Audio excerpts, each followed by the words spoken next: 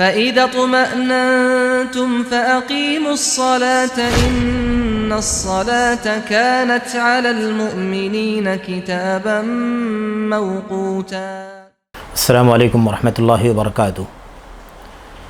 الحمد للہ رب العالمین والصلاة والسلام علی اشرف الانبیاء والمرسلین نبینا محمد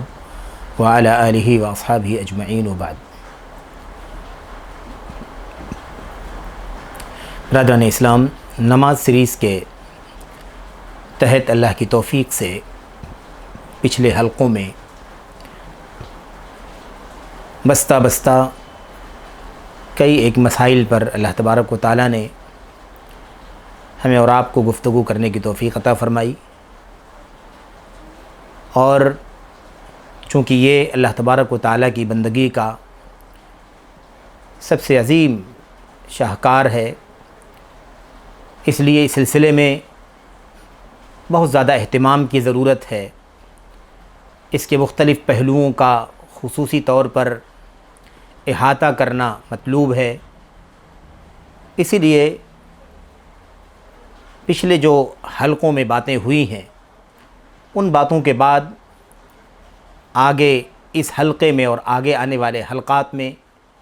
انشاءاللہ تبارک و تعالی نماز ہی سے متعلق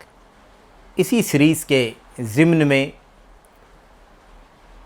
رفتہ رفتہ کئی ایک موضوعات مزید آنا باقی ہیں، جنہیں ہم اللہ کی توفیق سے آپ کے سامنے عرض کرنا چاہتے ہیں۔ اس وقت جو ہمارے سامنے نماز سیریز کے تحت اہم اور ضروری موضوع ہے،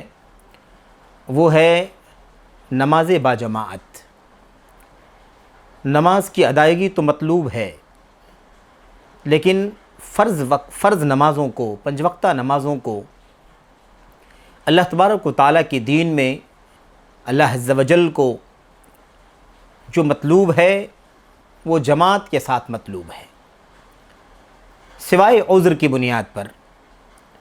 بالعموم شرائط فراہم ہوں، متوفر ہوں، تو ایسی صورت میں اللہ تبارک و تعالیٰ کو یہ 5 وقتہ نمازیں با جماعت مسجد میں مسلمانوں کے ساتھ مطلوب ہیں۔ نماز با جماعت سے متعلق کئی ایک پہلو ہیں جو بہت ہی اہم ہیں، بنیادی ہیں۔ انشاءاللہ تبارک و تعالیٰ ان باتوں کا تذکرہ آپ کے سامنے سلسلہ وار حلقوں میں کیا جائے گا،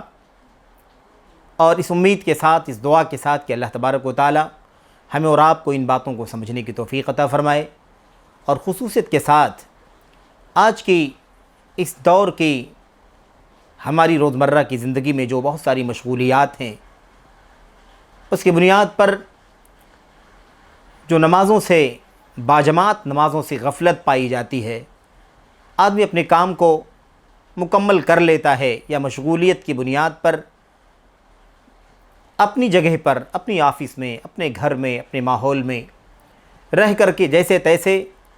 جو پڑھنے والے ہیں، اس کی پابندی کرنے والے ہیں، وہ وہیں پڑھ لیتے ہیں،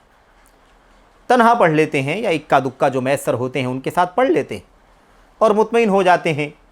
کہ الحمدللہ ہم نے نماز پڑھ لی ہے۔ ظاہر ہے کہ یہ عمومی طور پر اسلام میں، شریعت میں روا نہیں ہے، مناسب نہیں ہے۔ کوئی عذر ہے، کوئی وجہ ہے، جن کا تذکرہ بھی انشاءاللہ تبارک و تعالیٰ آئے گا کہ کن بنیادوں پر جماعت کے چھوڑنے میں ایک مسلمان معذور سمجھا جا سکتا ہے، ان کا تذکرہ انشاءاللہ تبارک و تعالیٰ آگے حلقوں میں آئے گا۔ ورنہ اگر عذر نہیں ہے تو یوں ہی باجماعت نماز کو چھوڑ کر کے مسلمانوں کی جماعت قائم ہے، مسجد پاس میں ہے، اذان کی آواز سنائی دے رہی ہے، ہمارے پاس گھڑی اور دیگر وقتوں کی تعین کے وسائل فراہم ہیں، اس کے باوجود نماز باجماعت کو چھوڑ دینا، بے اعتنائی برتنا، اس سے اعراض کرنا، بے توجہی برتنا، یہ کسی بھی طرح سے ایک مسلمان کے لیے روا اور جائز نہیں ہے۔ اس لیے انشاءاللہ تبارک و تعالی نماز باجماعت کے حوالے سے بہت سارے مسائل انشاءاللہ تبارک و تعالی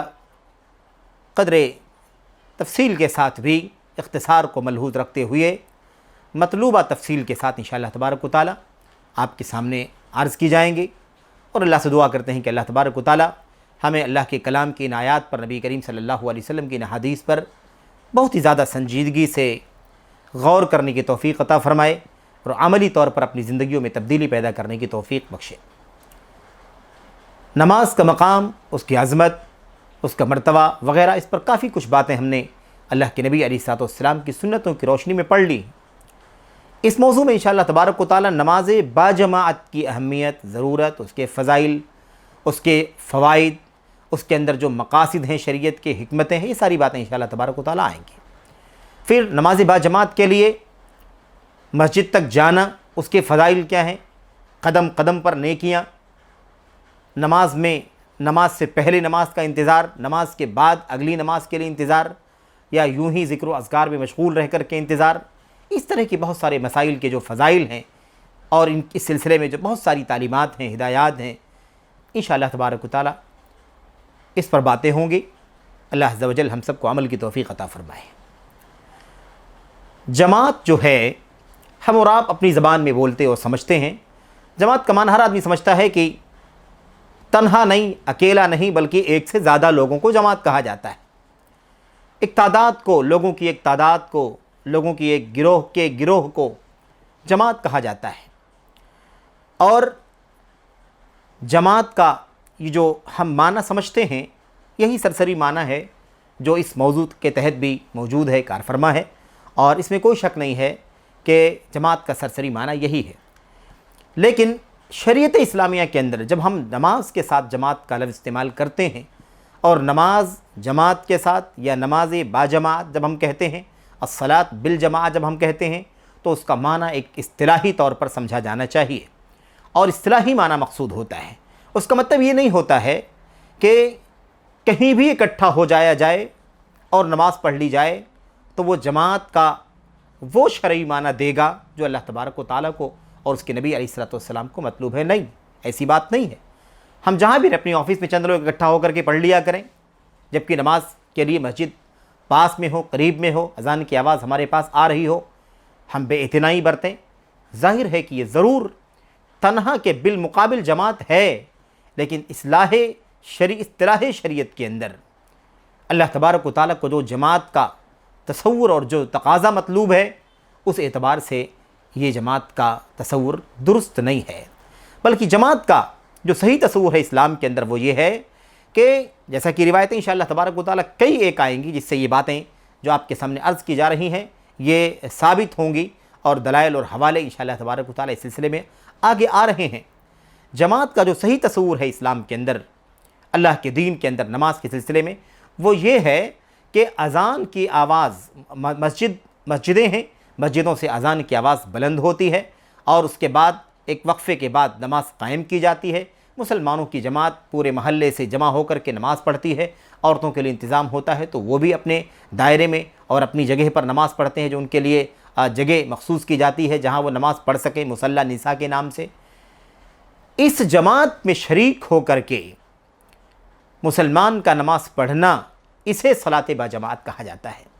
یہ صحیح تصور ہے، ورنہ یہ نہیں ہے کہ کہیں بھی دو آدمی اکیلے ایک بجائے دو آدمی پڑھ لیں، گھر ہی میں اکٹھا ہو جایا کریں،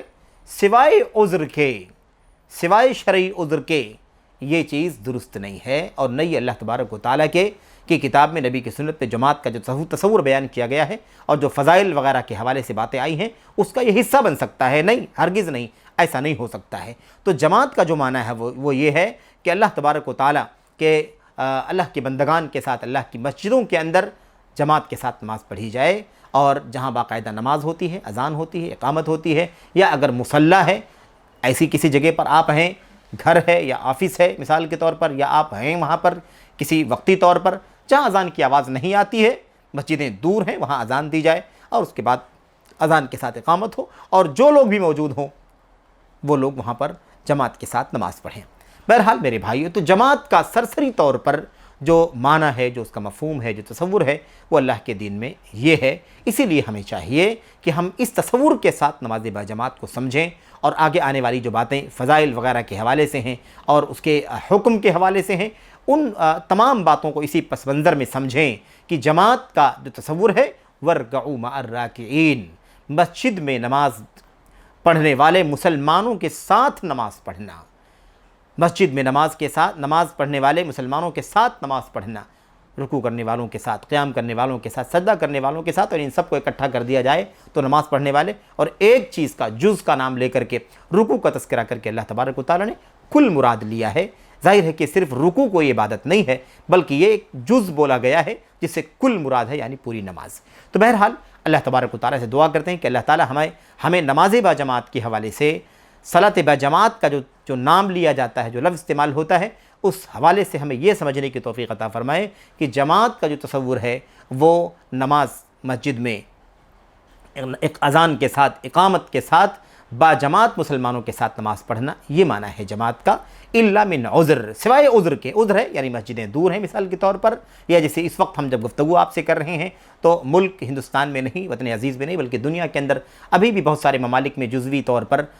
लॉकडाउन वगैरह का मसला मौजूद है, या मिसाल के तौर पर कर्फ्यू वगैरह के हालात जारी हैं, मस्जिदों में भी इकट्ठा होने की परमिशन नहीं है एहतियाती तदाबीर के तौर पर। तो ऐसी सूरत में हम घरों के अंदर बाजमात नमाज़ पढ़ें तो हम ज़ाहिर सी बात है कि हम नमाज घरों के अंदर पढ़ रहे हैं, उज़्र की बुनियाद पर पढ़ रहे हैं। जो 2 लोग, 3 लोग, 4 लोग उससे ज़्यादा मिसाल के तौर पर मौजूद हो तो उनको चाहिए कि उसी जगह पर जमात बना लें। अगर अज़ान की आवाज़ आती है तो इस पर इत्तिफ़ाक़ किया जा सकता है, लेकिन फिर भी अगर अज़ान दे करके नमाज़ पढ़ते हैं तो ये ज़्यादा औला है, बेहतर है और ये मतलूब है, जैसा कि अल्लाह के नबी अलैहिस्सलाम की हदीसों से इसका पता चलता है। अल्लाह से दुआ करते हैं कि अल्लाह तबारक व तआला हमें नमाज़ बाजमात का मफ़हूम समझने की तौफ़ीक़ अता फ़रमाए और उसकी रोशनी में हमें जमात की पाबंदी की तौफ़ीक़ बख्शे। आमीन रब्बल आलमीन। अस्सलामु अलैकुम व रहमतुल्लाहि व बरकातुहू।